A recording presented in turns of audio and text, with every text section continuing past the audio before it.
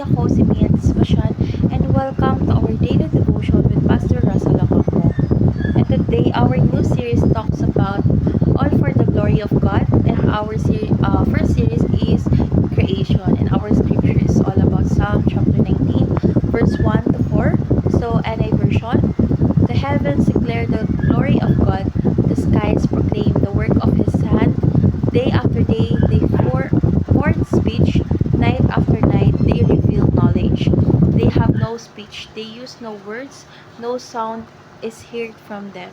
Yet their voice goes out into all the earth, their words to the ends of the world. So, tungkol saan nga ba tong verse na ito? So, yung verse na ito ay nagpapahayag na ang buong nilikha ay nagsisilbing patotoo sa kadakilaan at kawalhatian ng Diyos. So, sa pamamagitan ng langit at kalangitan, pinapakita ang kanyang kapangyarihan at karunungan.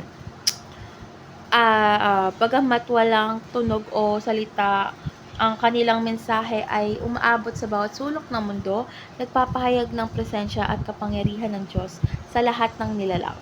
So sa ganito kasing paraan is, ang kalikasan mismo ay parang isang saksi na nagpapaalala sa atin kung gaano kadakila ang may lalang. So ngayon dadako tayo sa ating teaching. So yung first teaching is the whole creation bears God's fingerprint. So ang bawat nilikha ay nagpapakita ng bakas ng Diyos mula sa mga bituin sa kalangitan hanggang sa mga bundok at dagat. Second is the whole of creation declares His glory. So, ang kagandahan at pagkakasunod-sunod ng kalikasan ay nagbibigay patunay sa kadakilaan ng Diyos at nagaanya niya sa atin na sambahin siya. And lastly is the whole of creation reflects God's. So, sa pamamagitan ng kalikasan is makikita natin ang mga katangian ng Diyos, ang kanyang kapangyarihan, pagkamalikhain at walang hanggang karunungan.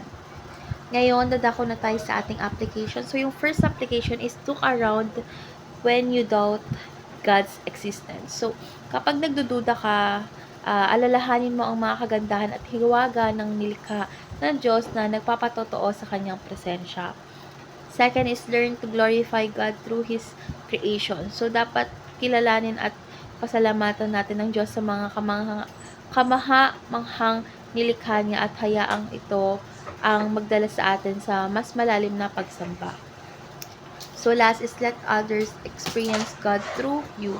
So hayaan ang ating buhay na maging patotoo sa mga pag-ibig at kabutihan ng Diyos upang maranasan ito ng iba sa pamamagitan natin. So ngayon, dadako na tayo sa ating last part, which is our discussion. And our discussion talks about how can you practically make others feel the love and kindness of God. Who are these people that God brings into your mind? So, para sa akin, maaari nating ipadama ang pag-ibig at kabutihan ng Diyos sa pamamagitan ng mga simpleng bagay tulad ng pag-abot sa mga nangangailangan, pakikinig sa mga may pinagdaraanan at pagbibigay ng panahon para sa mga nag-iisa.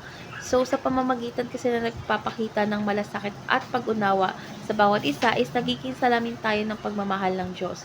Isipin ang mga tao sa inyong paligid, mga kaibigan, kapamilya o kahit mga estranghero na maaaring kailanganin ang pagmamahal ng Diyos sa pamamagitan ng ating mga kilos at salita. So, sino sa kanila ang maaaring abutin mo ngayon? So, ngayon, magpipray na po tayo. So, O Diyos na makapangyarihan, salamat po sa mga nilikha mo na nagpapaalala sa amin ng iyong kawalhatian at kapangyarihan. Turuan mo kami na magpuri at magpasalamat sa iyong kagandahan na nakikita sa kalikasan.